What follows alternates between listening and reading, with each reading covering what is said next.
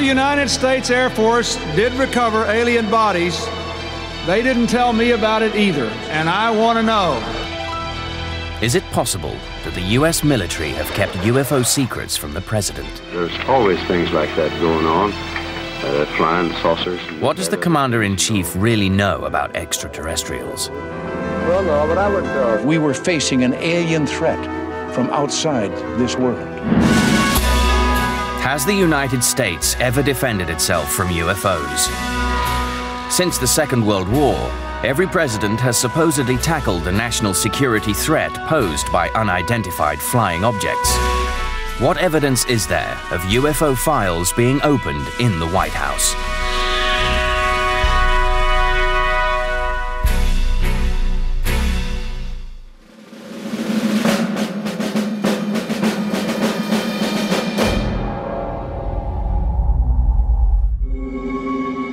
In the early morning hours of the 25th of February 1942, just 2 months after the attack on Pearl Harbor, President Franklin Delano Roosevelt slept in the White House.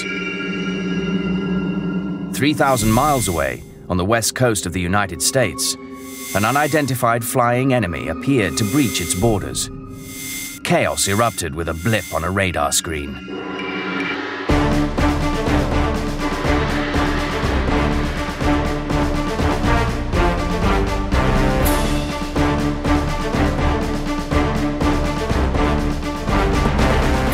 A sequence of events may have involved the alarm or the report coming through to the radio operator notifying the duty sergeant. And the duty sergeant sounding the alarm or ordering the alarm sounded. From that point on, it would have been somewhat pandemonium at the beginning, of course, the initial shock, but then, of course, the troops are very professional and immediately went to their task and went to the assigned positions. The people operating the searchlights would have manned the lights, people operating the guns, manned the guns, ready to take on the enemy. Within minutes, the Southern California coast was alive with beams of lights and streaks of anti-aircraft fire. Fire! Boom! Fire, fire, fire! Fire! Boom! Perhaps a conservative estimate is maybe about 2,000 rounds fired that night, which would have been a very loud night for a town used to peacetime. But as defenses came into effect, confusion reigned. No one knew exactly where the enemy was. Well, that's the big mystery, and it's still a mystery today. You talk to many veterans, and they will swear to you that they saw aircraft that night. You will talk to many officers who will tell you there was nothing in the air that night. You will talk to civilians who saw aircraft that night. So it's really somewhat of a mystery still. The Army officially concluded that there probably were airplanes up there, but there's no information as to whether they were U.S. or Japanese or whose they were.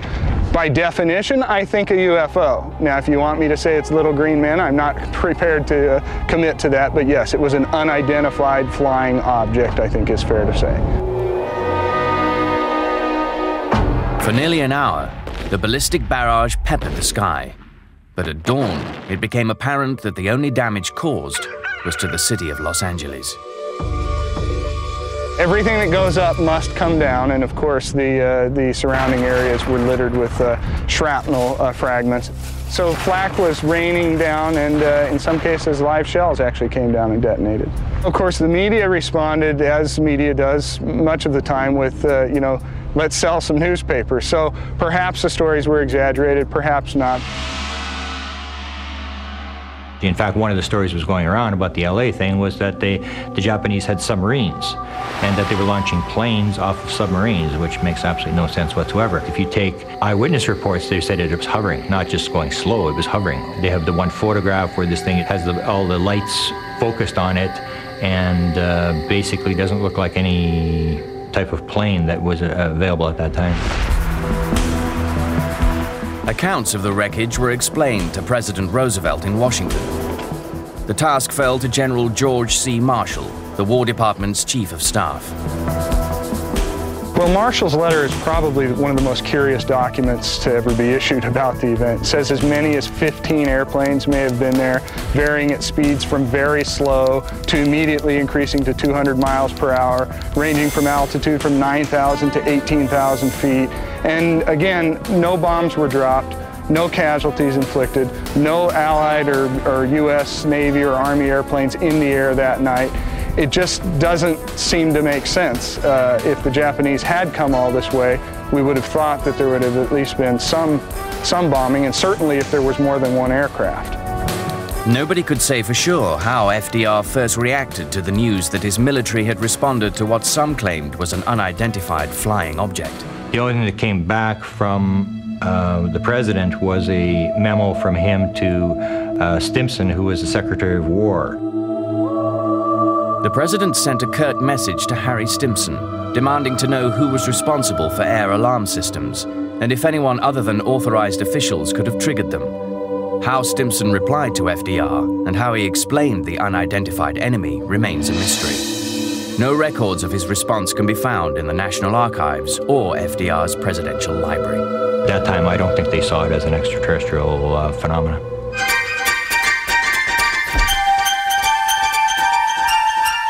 And I believe in 1942 it would have been a curiosity type item. The Axis powers will control the continents. I think President Roosevelt was so caught up with the war effort and his failing health that UFOs didn't rank high in his list of concerns.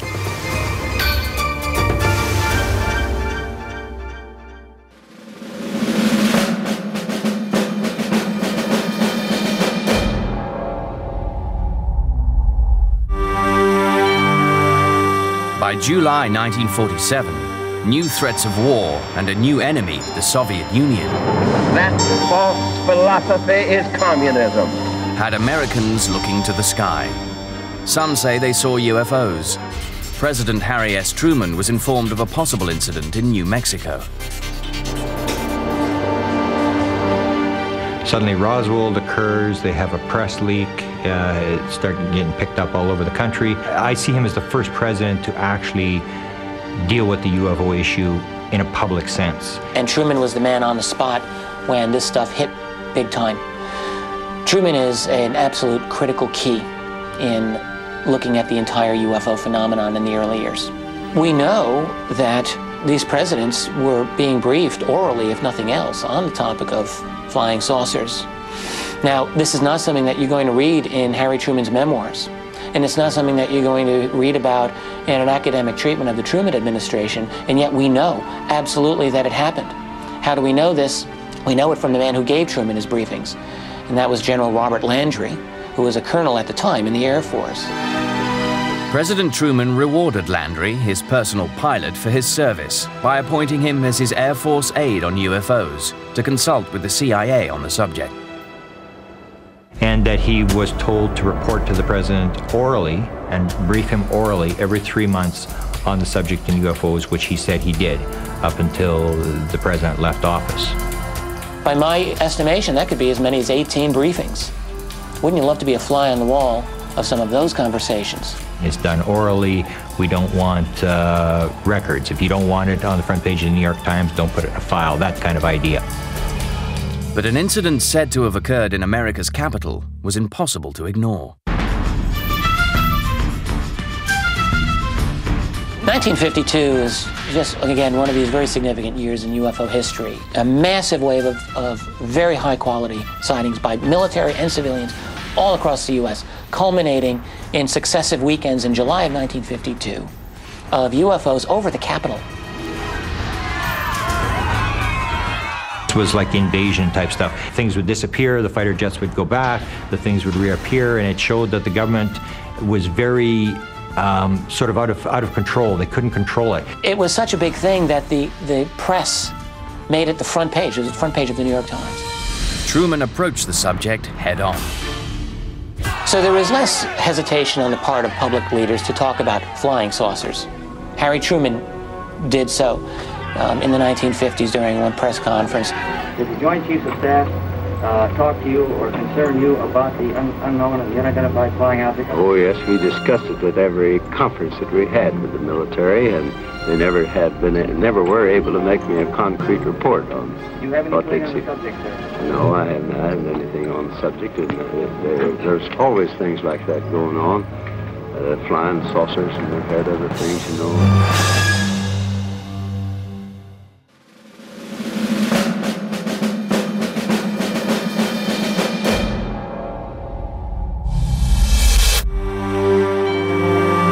We shall never try to placate an aggressor by the false and wicked bargain of trading honor for security. While Truman addressed the subject publicly, he was never reported to have had a close encounter himself. Dwight Eisenhower, however, according to ufologists, experienced a sighting in the early 1950s. And the story was that he was off the British coast, 1952, and that this object, a bluish type object, appeared off the side of the ship. I think it occurred for about 10 minutes. Eisenhower and the admiral on the ship had come out onto the deck, and Eisenhower was in PJs. He stood there and watched this thing, and that Eisenhower basically said, well, I better go look into this. I wouldn't mention it right now, and went in, and the fellow who reported it said he never heard anything more about it again. During Eisenhower's term, UFOs became part of America's pop culture through films and TV.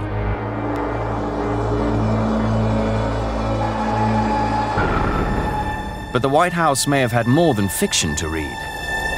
Eisenhower was on the job when UFO secrecy really started to formulate in a systematic way. It was under Eisenhower's administration that even within the military, the UFO topic was becoming much more restricted. There were perhaps off-the-cuff remarks from people close to the White House. In May 1954, during a speech in Amarillo, General Nathan Twining, Eisenhower's Air Force Chief of Staff, made a surprising statement. He said, and if they come from Mars and they're this advanced, I don't think we have anything to worry about. And let every other power know that this hemisphere intends to remain the master of its own house.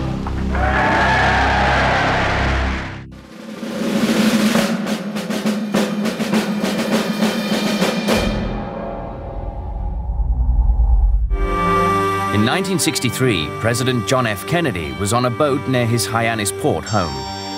So there's a reported, an alleged sighting that he was sailing off Cape Cod, that an object, silver object, whatever it was, 60 feet across, something like that, came down, and everybody saw the object, and Kennedy basically said, let's not tell anybody about this.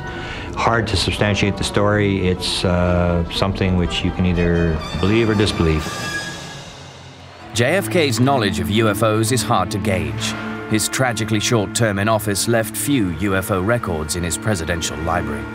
Kennedy is a great mystery with the UFO topic because there's reason to believe that Kennedy had some real information on UFOs. He was concerned about avoiding a war. To regard any nuclear missile launched from Cuba against any nation in the Western Hemisphere. Remember the Cuban Missile Crisis and all this kind of thing. This will produce the greatest crisis which the world has faced in its history. Well aware that saucers might cause us to start a war or the Russians to start a war, but I think he would have been very diplomatic about making sure that we didn't go shooting down flying saucers, for example. Records show that Robert F. Kennedy, JFK's brother and the Attorney General, did share letters from UFO researchers with Congressman Gerald Ford and Air Force officials. Robert Kennedy was very interested in UFOs. There's a number of letters that have surfaced where he dealt with UFOs. So it's very rare to get somebody in that high in office to actually deal with the subject in writing. Many UFO researchers believe that political differences may affect access to certain information, and that some US presidents have not been fully briefed about UFOs by the intelligence community. The same researchers suggest that JFK may have been the first president kept from the whole truth. He was interested in beating the Russians to the moon, but he wasn't interested in space. It was more of a competition type thing. It was a political thing. Johnson, on the other hand, was extremely interested in space.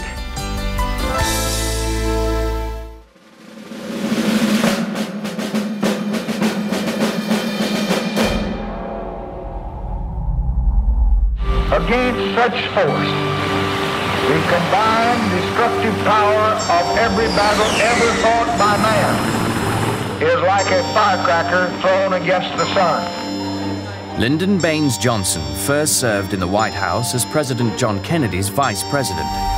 In September 1961, he responded to a letter from a UFO researcher regarding extraterrestrial visitation.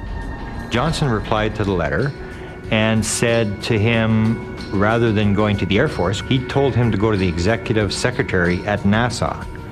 And it was very strange that he go to NASA, not the Air Force, and very strange that the vice president would be answering UFO mail. During LBJ's term, military officials were said to have investigated an alleged UFO crash near Kecksburg, Pennsylvania. The events of the 9th of December 1965 remain an important chapter in the history of UFOs and the White House. There was a recovery team. NASA was identified as being there. Air Force was identified as being there. The object was moved away, and end of story. They said it was a meteorite. That was the official explanation. What I do in a lot of my presidential research is I take major UFO events. I go to the White House records, and then I start looking at who was there. Where was the president? Where was the Secretary of Defense? So anyway, I went to the Johnson Library, and I started looking at where was the president. He was at the ranch in Austin, Texas. The next morning, all the right people seemed to appear at the ranch. For example, James Webb, the head of NASA, flew into the presidential ranch the next morning. The governor of the state of Pennsylvania was there. All the Joint Chiefs of Staff, the entire Joint Chiefs of Staff, and they have photographs there of them arrived at the ranch. Now, the way they describe the meeting with the Joint Chiefs of Staff is a Vietnam War meeting. So even though there's nothing that you can actually nail down, the president had got pictures of the craft or whatever you want as proof, it did show some circumstantial evidence that something was happening around the president the morning after the crash.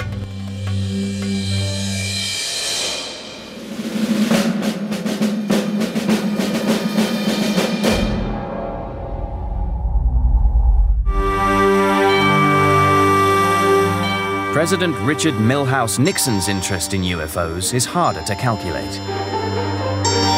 I've talked to people who claim they talked to Nixon about UFOs. He was very interested. There was a rumored story that he had a huge UFO book collection, which I was never able to substantiate. Many UFO researchers believe Nixon received specific briefings, information he may have wanted to make public. There's some very good indications that he planned to reveal data.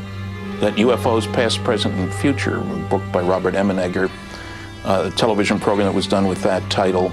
I talked to Emenegger, and he got asked by the Republican Party to produce that show using only government people, because the idea was they were going to release data. Bob Emenegger was an advertising executive and television producer who happened to know an important man inside the Nixon White House at the time. Bob Haldeman was someone I knew from UCLA Beta House, which is a fraternity. Then, as you know, he went on to be chief of staff under Nixon. In the mid-1970s, Emenegger and his partner researched military stories for their TV production at Norton Air Force Base's film archives. Paul Shartle is the one who took us in there and said, what would you think if we told you we had a landing at Holloman Air Force Base of an alien craft, and it was filmed by our TDY, our temporary duty guys, and the film was sent here to Norton, where all films usually are sent. And I thought, this sounds outrageous, that, UFOs and all. He said, well, look, if you're interested, check with the Pentagon, but bury those under those other projects because it's a red flag to get into the subject of UFOs. George Weinbrenner was the commander of foreign technology. He has a private bunker down at Wright-Patterson. I went down the long hall, I could see all the little cameras, surveillance cameras, walked right up to his desk and said, I want to ask you, what about the landing of an alien craft at Holloman Air Force Base?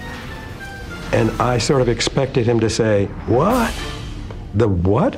He didn't. So he reached up, pulled out a book, handed it to me. So I opened the book up and it said, "To my friend, Colonel George Weinbrenner, signed Dr. Alan Hynek," and the book was all on UFOs. Well, Hynek was the scientific advisor to the Air Force at that time on UFOs. Perplexed, Emenegger contacted his friend and Nixon's chief of staff, Bob Hadelman. He was at the White House, and I asked if he had heard anything about the landing at Holloman Air Force Base, and he said, "Well, I heard something, but I don't know. Whether the president knew, I have no idea." While Emenegger never obtained the Holloman film for the 1974 documentary, his first-hand experience threw light on what American presidents may have known about UFOs. A friend of mine helping me out talked to two ex-presidents. They both confirmed that they had been shown the Holloman Air Force Base film.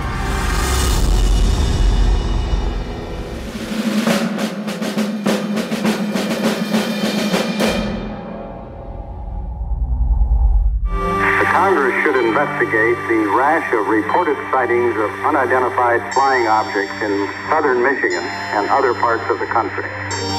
Gerald R. Ford had shown interest in the subject of UFOs. As a congressman, members of his constituency had told him about their sightings. What a lot of people don't realize is that the primary function of a congressman is to serve his constituents.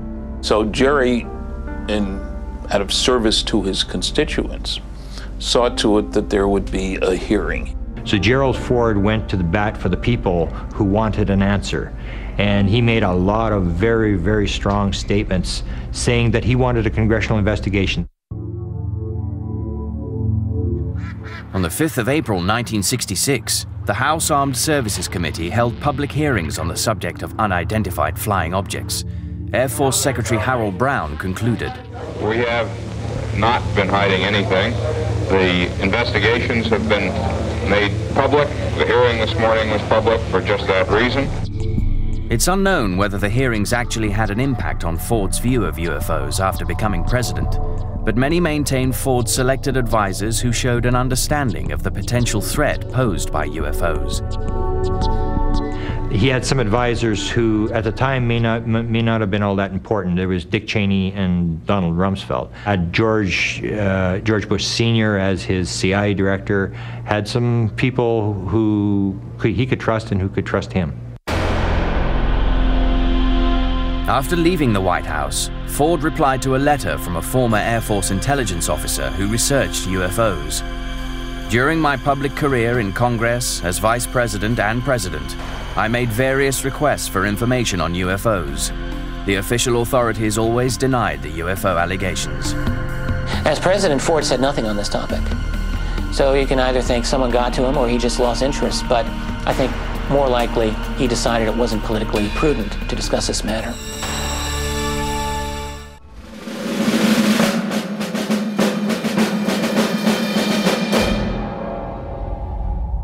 While there are some documents connecting UFOs and the White House, and a few reports that presidents may have seen them, there's only one public admission. President Jimmy Carter was the first to admit to actually seeing a UFO. Carter was known as UFO president because he actually talked about his sighting. A UFO group had contacted him, wrote him a letter and said, "Could you fill out our sighting report?" Jimmy Carter filled out the sighting report, and the rest is history. Well, Carter himself said the incident happened in October of 1969 when he was down in Leary, Georgia, speaking at a Lions Club. He spoke very strongly about it. And one thing I think it also is very impressive to the public is the fact that Carter was a state legislator here in Georgia when he saw the sighting, and he went on record about it and spoke of it quite publicly. And even becoming governor and then later becoming president, he's never waffled on it. He's always been quite upfront about it. Yes, I saw something, and no, it was not. I could not identify it. I don't make fun of people who say they've seen unidentified objects in the sky. He'll always say that he can associate with people who have had the experience, that he would never laugh at anybody who's had a UFO sighting because he's experienced it himself. Carter's UFO report gives a vivid account of what he saw that night.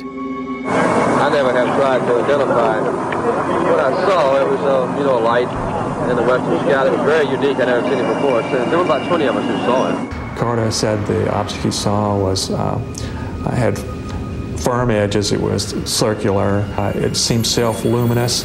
It was about 1,000 yards away, and it retreated, and then it came forward, and then it left. Basically, when you talk about UFOs, people look at you strangely, and for that reason, I think a lot of people would not be willing to be like Carter and go on the line and actually fill out a report. And he's never disavowed the content of his report, which tells me that Jimmy Carter, just as honest as a man as you'll ever find in or out of government, has left that bit of legacy to be savored by future UFO researchers who can point to it as a milestone in the fact that the government does know more than it has been telling about the subject. And this was enough inspiration for Jimmy to try to funnel out some of that knowledge. While running for the presidency, Carter made campaign promises that he would release all he could about UFOs once he took office. Well, no, but I would, make information that we have about those sightings available to the public at that time. And how did they try to hold Jimmy Carter to his promise? They wrote letters to him as soon as he got in office saying, Jimmy, you're now where you can fulfill your promise. Please do so.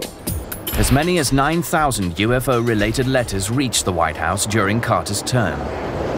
Naturally, he didn't answer it all himself, hardly any of it, but there were many people, some of them were interested in the follow-up to that 1976 promise, and others were just interested in telling their own little experience where they might have seen something that they wanted to go on record.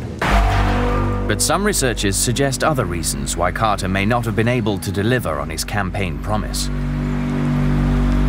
The CIA comes in and briefs the president on the most important intelligence stuff. And the person who briefed Jimmy Carter on the intelligence matters was George Bush Sr., the CIA director. Jimmy Carter asked for the UFO file. The story was that George Bush said, you don't have a need to know. This works on a need to know, and curiosity on the part of the president isn't sufficient need to know.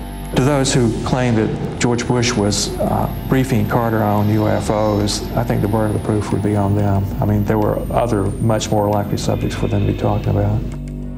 Regardless, President Carter did release UFO-related documents during his administration, and the UFO community considers it the golden years. Half of all the UFO documents, there's thousands of UFO documents that have been released under the Freedom of Information Act request over the last 30 or 40 years. Over half of them were released under 4 years of Jimmy Carter. These newly declassified documents came from numerous agencies. They contained information about many UFO sightings and the official responses.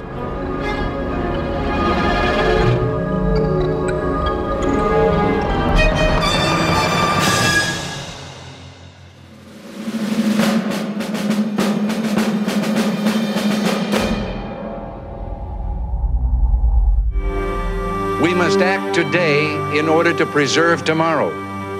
And let there be no misunderstanding. We are going to begin to act. There are reports that Ronald Reagan had 2 UFO experiences prior to serving as president. The story of his first sighting reached the public through the memoirs of actress Lucille Ball. She recalled that Reagan and wife Nancy arrived late to a Hollywood party. And she stated that when Mr. Reagan and Nancy arrived at the party, they were all excited. They told everybody about this sighting, that this thing they had seen it coming down the coast. They had watched this whole thing. Ronald Reagan was very interested in the topic of UFOs, privately, very much so. And indeed, has been said to have seen one while flying on an aircraft as governor of California. Apparently a very interesting sighting.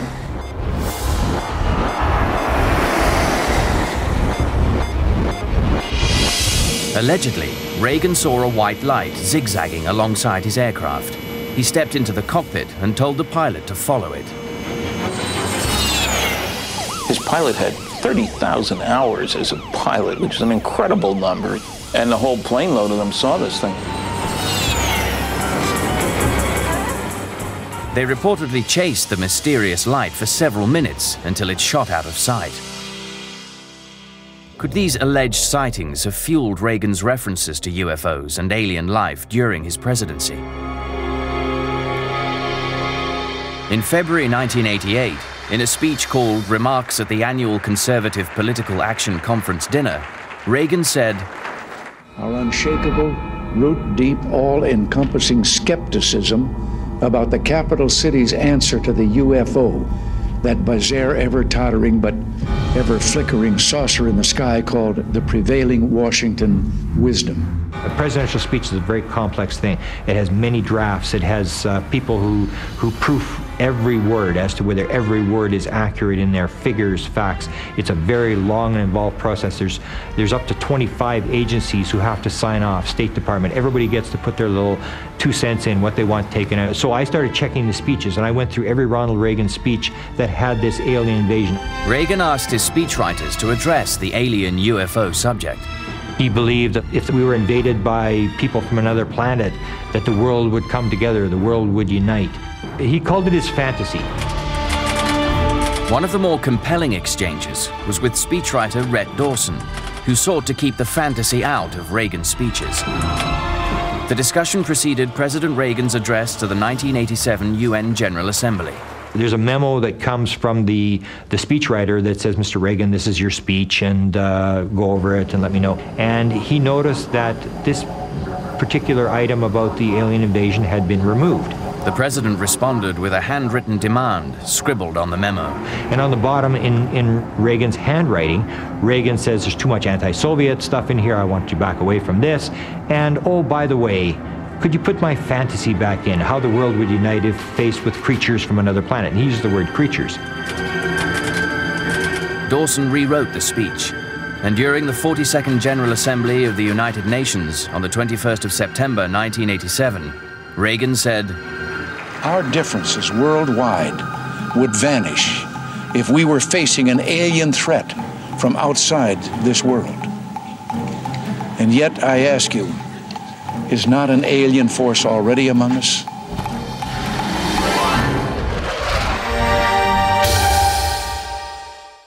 And the reason is simple. You're more apt to see a UFO than you are his plan.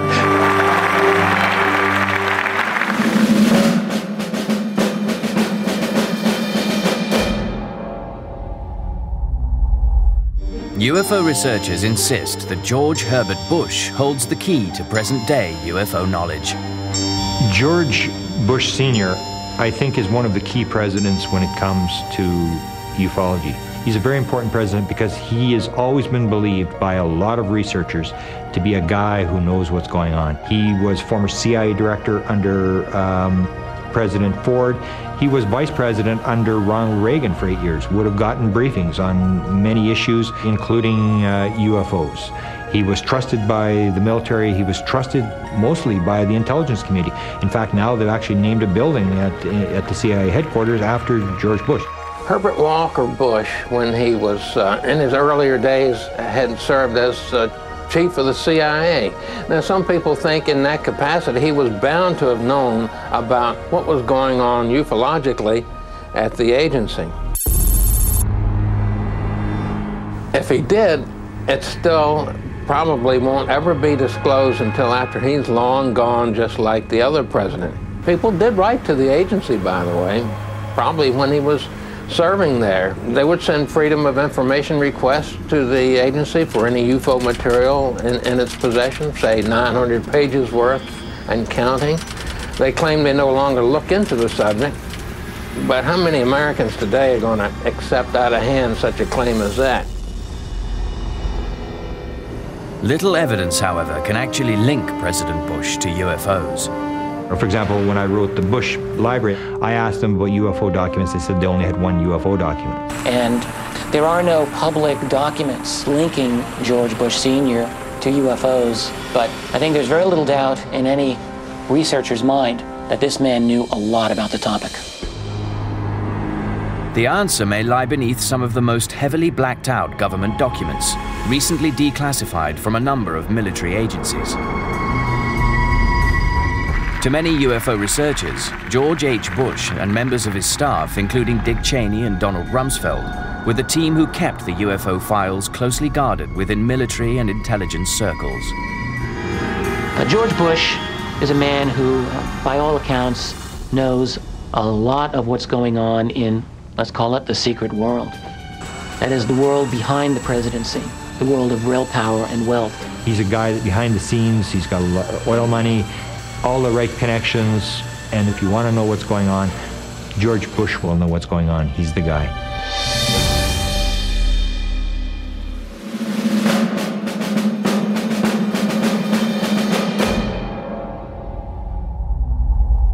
As far as I know, an alien spacecraft did not crash in Roswell, New Mexico in 1947. William Jefferson Clinton's presidential archives contain extensive records pertaining to UFOs, from Roswell to alleged close encounters. I would say that if UFOs are cards, Clinton is the royal flush. I mean, Clinton was into UFOs big time. The Clintons have said that the library in Little Rock has got a lot of windows, it's got a lot of glass, because they wanted to show that it was an open administration. It's just a gold mine for a researcher. I think Clinton, on the one hand, did more than any other president to get classified material declassified. And he did more to open up government disclosure than any other president, as far as I know.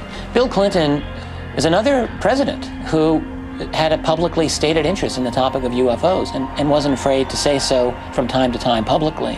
He would talk about Social Security. I mean, I saw a survey the other day that said that a lot of people in their 20s thought it was more likely that they would see a UFO than that they would ever draw Social Security. So, of course, every time they're trying to push Social Security, the president, they go to this little funny thing that they stick in the speech. And Clinton used it 8 times. Yet many researchers believe the Clinton White House was sympathetic to the need to disclose secret UFO files. Perhaps President Clinton's most impressive comment regarding UFOs was delivered during a speech in November 1995. When a presidential speech is written, it is not just something the guy makes up. This is something that'll take days, weeks, months to put together. It will be vetted by everybody. Something that's in a presidential speech is there for a reason. So Bill Clinton is making up a peace speech in front of 80,000 people in Belfast, Northern Ireland. He stands up, and in this speech, he's talking about kids, and he reads a letter from Ryan. And he said, "Ryan, if you're out in the audience today, here's the answer to your question. If the United States Air Force did recover alien bodies, they didn't tell me about it either. And I want to know, I want to know, I want to know." This is the part that the press all over America played. The second part of the statement is what I believe is a challenge, a shot across the bow to the military. He said, "But if they did recover alien bodies, they didn't tell me about it either, and I want to know." And when you look at the first Roswell report that was put out by the Air Force in 1994, 1995, it doesn't talk about the bodies.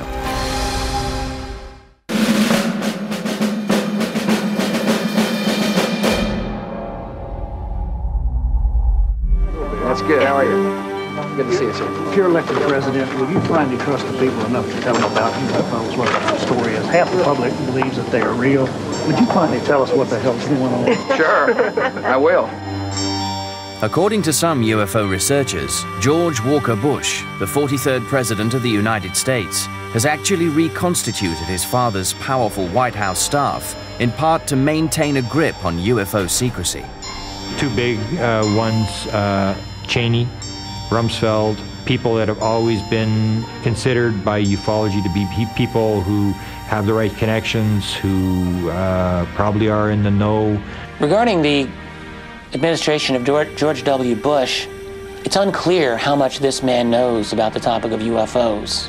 There are many who argue that the Vice President, Dick Cheney, is the man on the spot here in relation to this matter. On the 11th of April 2001, presidential UFO researcher Grant Cameron was able to ask Vice President Dick Cheney about UFO disclosure. Cameron knew he'd have to ask pertinent questions. Have you seen a UFO? Who cares? What do you think about UFOs? Who cares? The important question is, have you been briefed? Did someone walk in your office one day, get you to sign a piece of paper acknowledging that you've been briefed on the subject? And if we can show that the president has been briefed on the subject of UFOs, it would show that not only does it exist, but it's an important subject. I did manage to get the question asked to Dick Cheney. He was on a radio talk show in Washington, D.C. on the Diana Rehm show, and I was the first caller up. I called in and I said to him, and my question was, Mr. Cheney. Since the statement made by George Bush last July, there's been a vicious rumor circulating in the UFO community that you've been read into the UFO program. So my question to you is, in any of your government jobs, have you ever been briefed on the subject of UFOs? And if you have, when was it and what were you told? Well, if I had been briefed on that, I'm sure it was probably classified and I couldn't talk about it. And it stunned me. It was significant because, first of all, he basically stated it would probably be classified and stated I wouldn't be talking about it, which means they're going to continue to keep it secret. And he basically acknowledged that, yes, he's in the loop, and yes, there is something to this. It's secret, and it's important. The issue of government disclosure on UFOs as they relate to national security issues has long been debated. The chief executive either knows or should know what the inner sanctum of official UFO research is all about. The question is, why can't we get more information from the White House? And I don't know the answer to that. The politics of disclosure about UFO reality is, I can think, only would be a nightmare for any president of the United States. It's like being a little bit pregnant. You can't do a little bit of disclosure. It won't sell. There's always some idea that some office somewhere is accumulating all this data and all that, but again, you would have to know who's doing it. This gives a lot of ground to conspiracy theorists. I think presidents all recognize that presidents come and go. They're short-lived when it comes to the Washington establishment. Intelligence agencies go on forever. So I think keeping the status quo about UFOs is the easiest way for all of them to behave.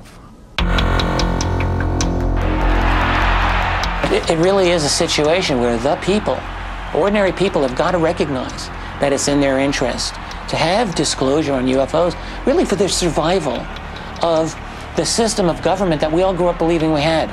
A government of the people, by the people, for the people.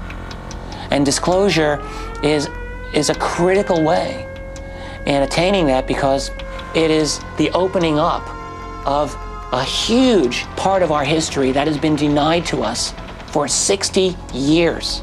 That's a big deal. Not much has really changed since FDR was president. Even with the advances in technology and security, unidentified flying objects are still seen as a possible threat to the White House and the president. Well, Leon, a report came in late this morning that an unidentified aircraft had entered a restricted area. Folks at the White House took it very seriously. Come on, go. On the 27th of April 2005, radar spotted an unidentified flying object over the White House. The alert that an unidentified aircraft had violated a no-fly zone caused a whirlwind of activity at the White House. As the Secret Service jumped into action, sharpshooters took their position and agents rushed to clear the area. President Bush and Vice President Cheney were hurried into underground bunkers. Security forces responded to a perceived threat with pandemonium, strikingly similar to the confusion of the troops who defended against that unidentified flying object in 1942. Well, what sparked all of this, according to the Department of Homeland Security, it was just a blip on the radar screen, no aircraft.